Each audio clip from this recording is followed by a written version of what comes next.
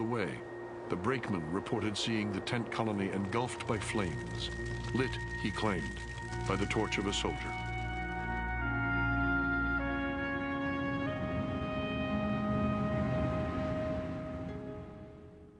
The extent of the tragedy came to light the next morning. In a bunker beneath one of the tents, the bodies of 2 women and 11 children were discovered. The New York Times reported they had suffocated like trapped rats, more terrified by the bullets which whistled above their heads than the flames. Accounts differed, but the massacre had claimed at least 24 lives. Scores more were injured and burned. To many, there was no doubt who bore responsibility. For the first time, the full weight of public opinion descended directly upon Junior's shoulders. Here was John D. Rockefeller, Jr., who was earnestly trying to redeem the family name, who was trying to distance himself from the family's corporate past and all these unscrupulous actions that his father had been accused of. And suddenly he's being accused of something far worse than anything that his father had been accused of, which was complicity in the deaths of Ludlow.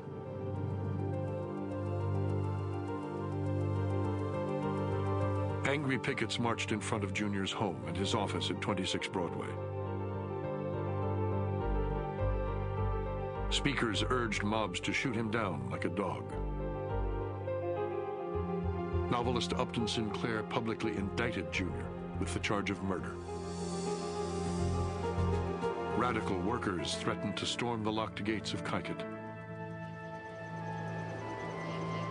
This especially rattled Junior, whose mother, Laura, lay inside the walls close to death.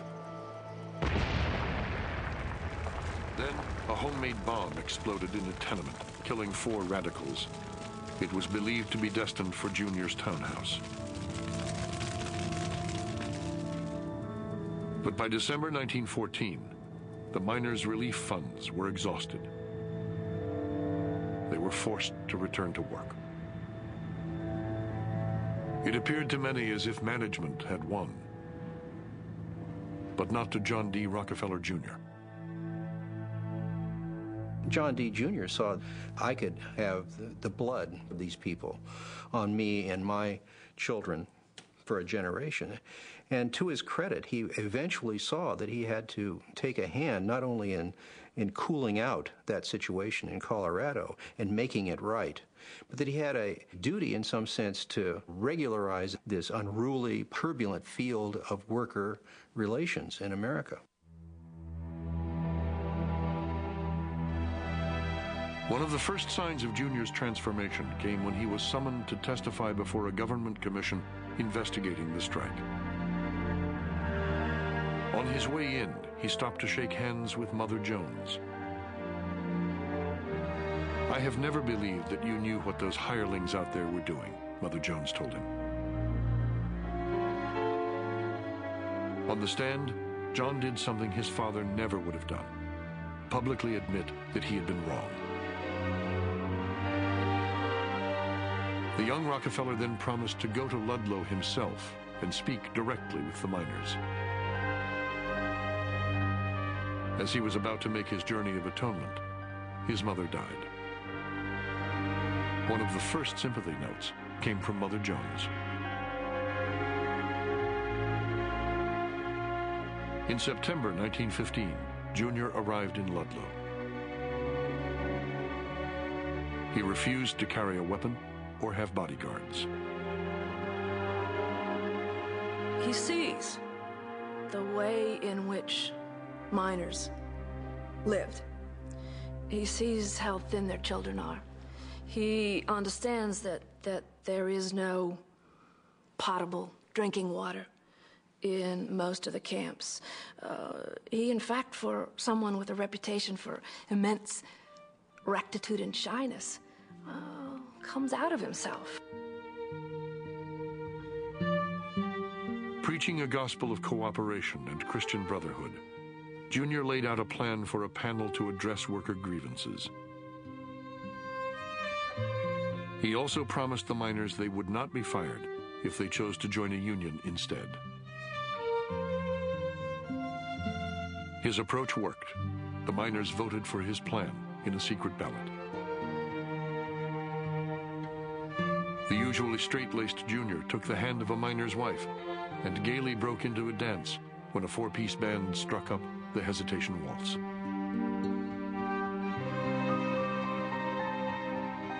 John's rearing as this child who had to eat plain food and wear plain clothes and be a plain little kid, he knew how to conduct himself with miners and families who were living in tents and who were living in great deprivation. He ate the food they had. He sopped up the gravy with his bread. It's a wonderful portrait of a man who, as it turned out, you kind of see Laura Spelman over his shoulder, realizing that she brought good to this boy as well as repression. Selling the plan to CF&I management was not easy. Junior cashiered the Rockefeller agent on the scene. When his father's advisors protested, he brought in his own team. When the dust is settled, Junior is running the show. And his father, by his silence, says, go ahead. And it's at that point that he really becomes the master of the house. Senior hasn't transferred all the money to him. In fact, it's after he succeeds in minimizing the damage at Ludlow that Senior begins transferring the enormous amounts of money to Junior's name.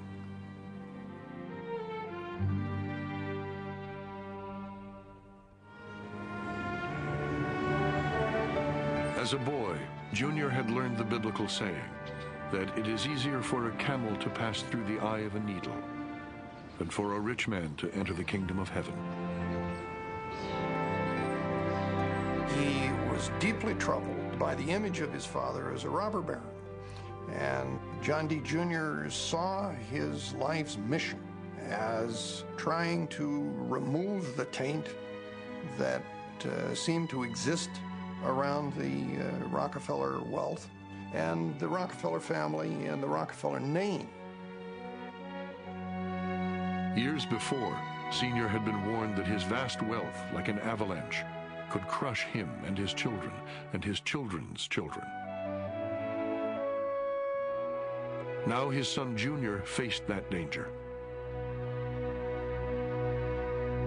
As he drove himself mercilessly to redeem the family name, the weight of the Rockefeller fortune would threaten to overwhelm him.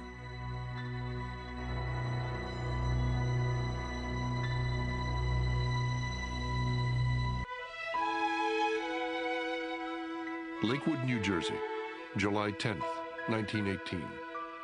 Dear son, I am giving you 166,072 shares of the stock of the Standard Oil Company of California. I am today giving you $20,688,000, par value in bonds of the state of New York, dear son, and corporate stock of the city. I am giving you a check for $500,000.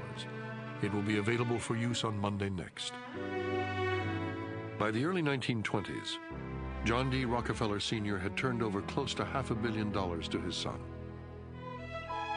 And with it, a heavy responsibility, the stewardship of the great fortune. I am indeed blessed beyond measure to have a son whom I can trust to do this most important work. With tenderest affection, Father. John D. Jr. saw his life's mission as trying to remove the taint that seemed to exist around the Rockefeller wealth, and in many ways, through his philanthropy, trying to finally justify the accumulation of this great fortune.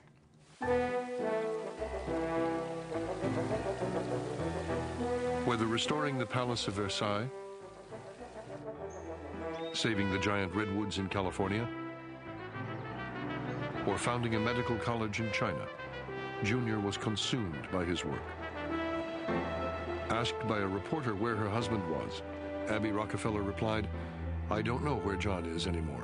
I'm sure he's out somewhere saving the world." He can invest in a profound way with this money, and he can, in some sense, be a titan in the same way that his father was. He invested in every avenue: medicine, science, education, the arts, foreign policy. The pressure proved too much for Junior. Very often, he would come home at the end of the day with a throbbing migraine headache, and he would lie down in the bedroom with a compress on his forehead. He was really putting himself on the line in a courageous and personal fashion. His headaches became so incapacitating